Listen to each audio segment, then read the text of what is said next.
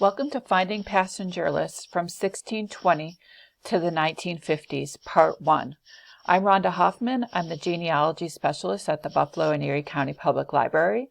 I work in the Grosvenor Room, which is the Special Collections Department at the Central Library in downtown Buffalo.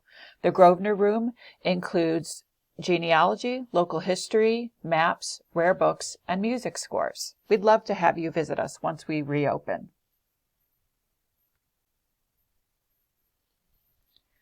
In Part 1, we'll talk about background, history, and early passenger lists. Unfortunately, before 1820, there were no passenger list requirement for the United States, although ports, shipping companies, and archives may have kept lists. Surviving lists have been transcribed and published in various sources. Children's and wives were usually not listed for this time period, especially from the 1600s into the 1700s. The Grosvenor Room has a great passenger list guide, which includes the different sources to find passenger lists. To get to it, you go to the Grosvenor Room website and you click on Guides and Publications, and then Ethnic and Immigrant Genealogy. Next, click where it says Passenger Lists, and the lists are in order by date, earliest to most recent. And anything on this guide we have in the Grosvenor Room. This is an example from one of the sources that you'll find on our guide. It's a clip from Passenger and Immigration Lists Index. It's a very large book set. It covers from the 1500s up to present day. It does not include everything that's out there. What it does is it indexes books that index passenger lists. And what you see here to the left is a transcription to some of the information that was published in the book. So you'll see information like the person's name, their age, the place of arrival or other record of immigration, date of arrival or other record of immigration, a source code, which here is 206.7. You can see, and then there's the page number in the source.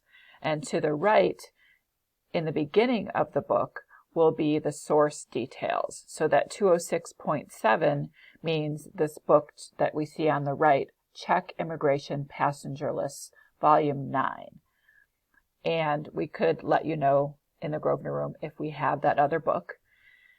And if we don't have it, we could try to borrow it through Interlibrary Loan Services if you have a Buffalo and Erie County Public Library card. This is a screen from American Ancestors, which is the databases of the New England Historic Genealogical Society. We have this available for use in the Grosvenor Room.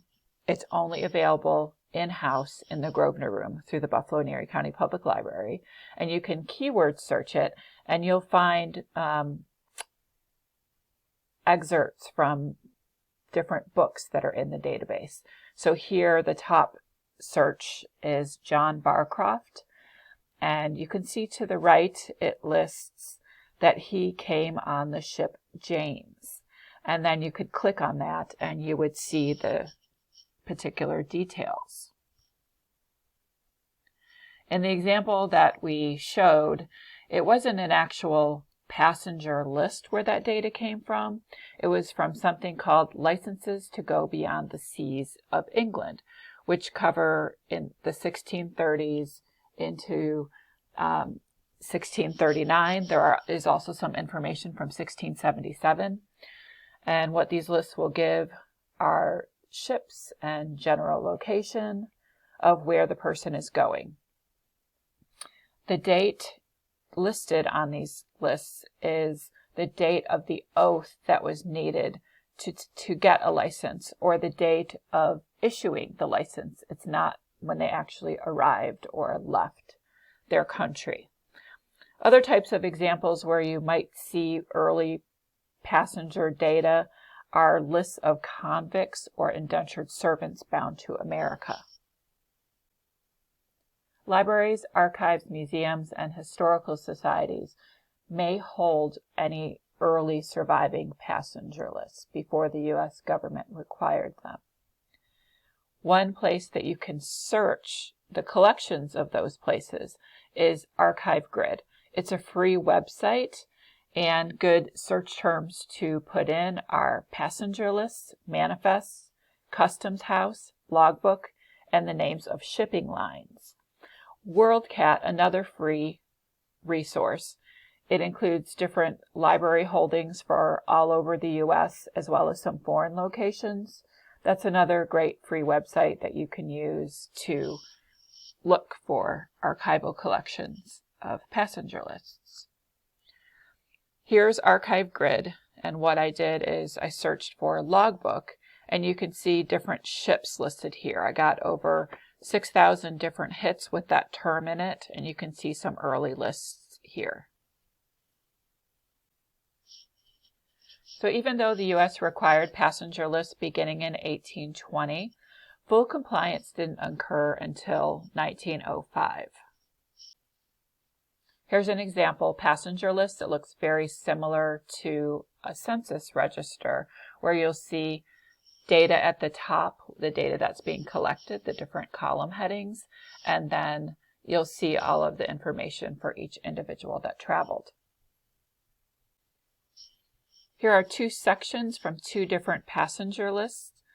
This is very typical of what you would see between 1820 and 1892.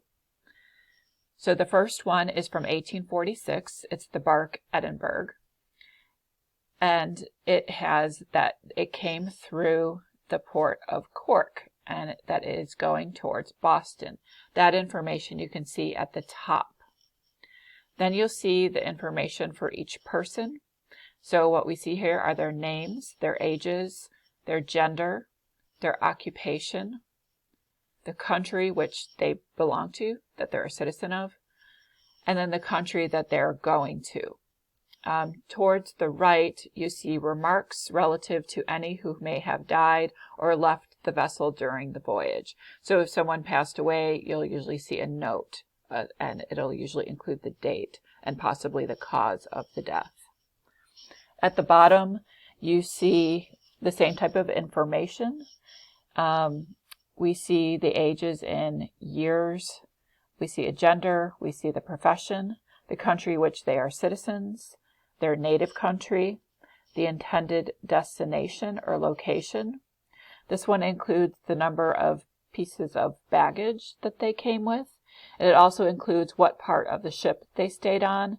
So these folks were in a cabin. There's also a column for date and cause of death.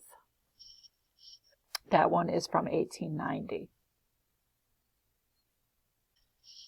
This is a picture that depicts the steerage, and it's dated about 1891.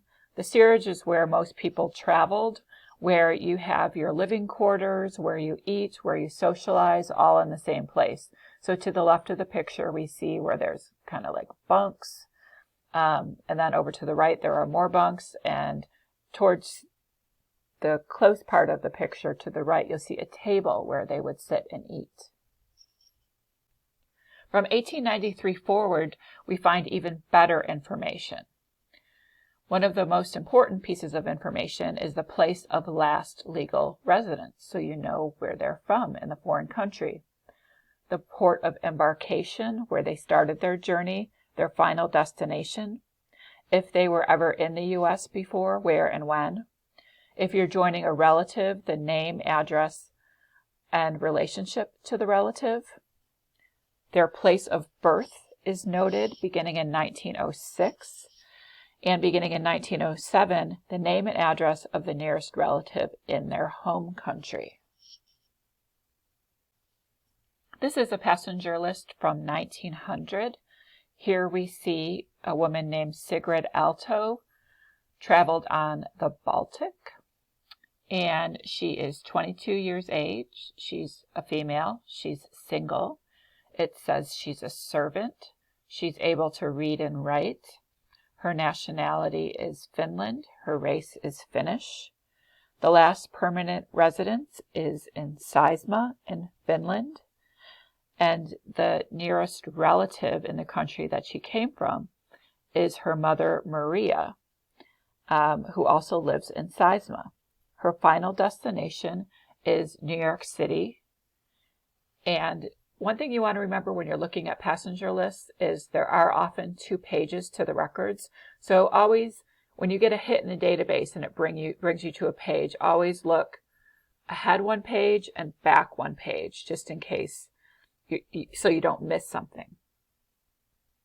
So here's the second page, and we see that her passage was paid by her sister, that she has about $28 on her, that she's never been in the U.S. before, that she's going to stay with her sister, and her sister's name is Alma Alto. It gives her specific address in New York City.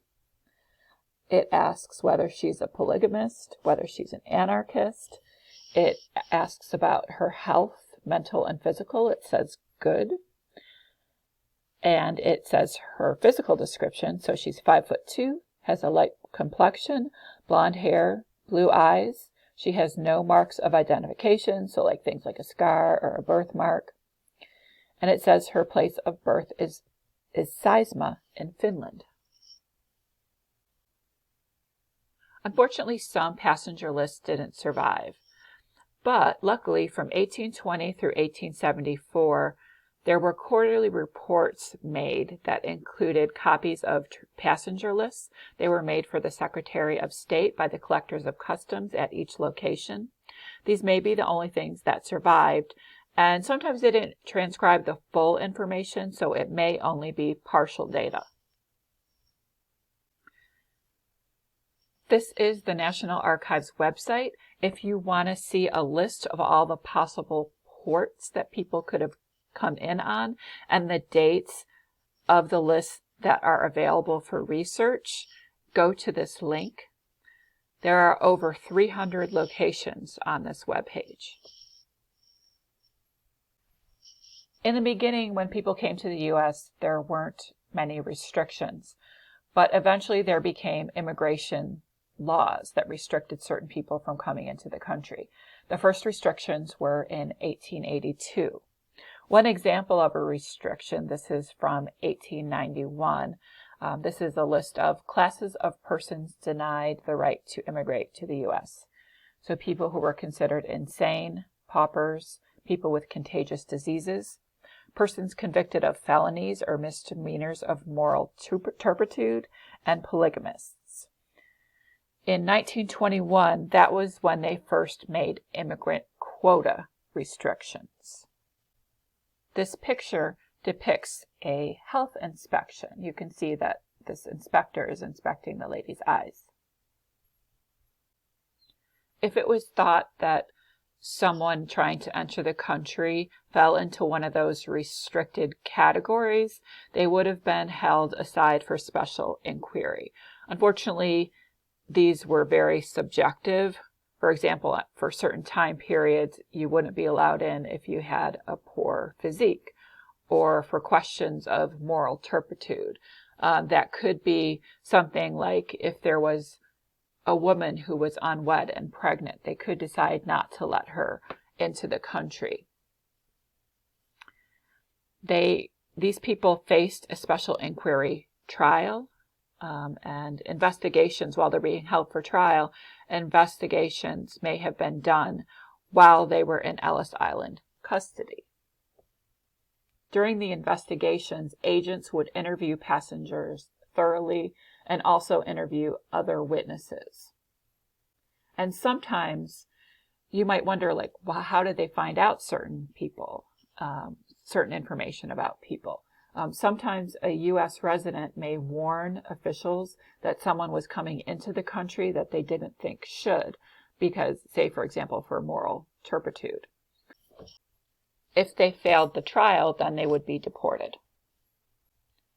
This is an example where we see persons marked for special inquiry. Off to the left, you can see SI, And then there's a stamp that says admitted. So all of these folks faced a trial, but they were eventually admitted.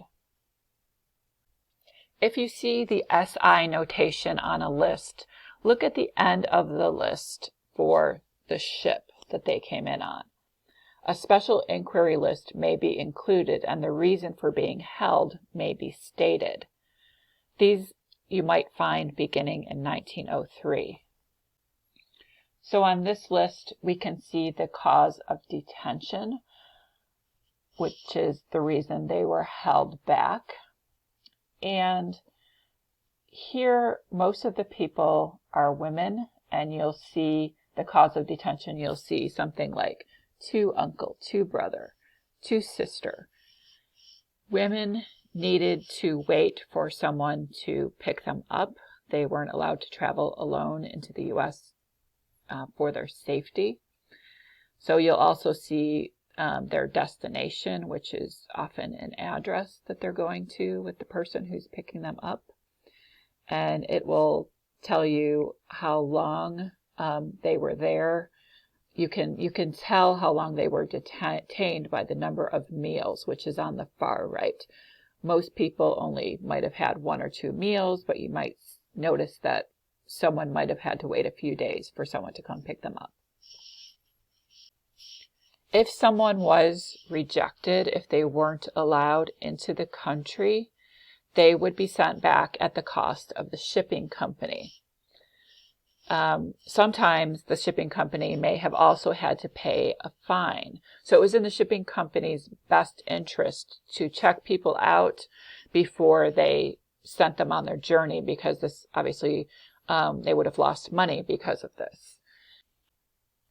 Sometimes you might be able to find the file, the special inquiry trial file of your ancestor. Some of them survived for New York City and Philadelphia, and they're kept at the National Archives, but most of them are not indexed. That's the end of part 1. Come back for part 2, where we'll talk about preparing for your passenger list search and records that provide passenger list data. Thank you for joining us.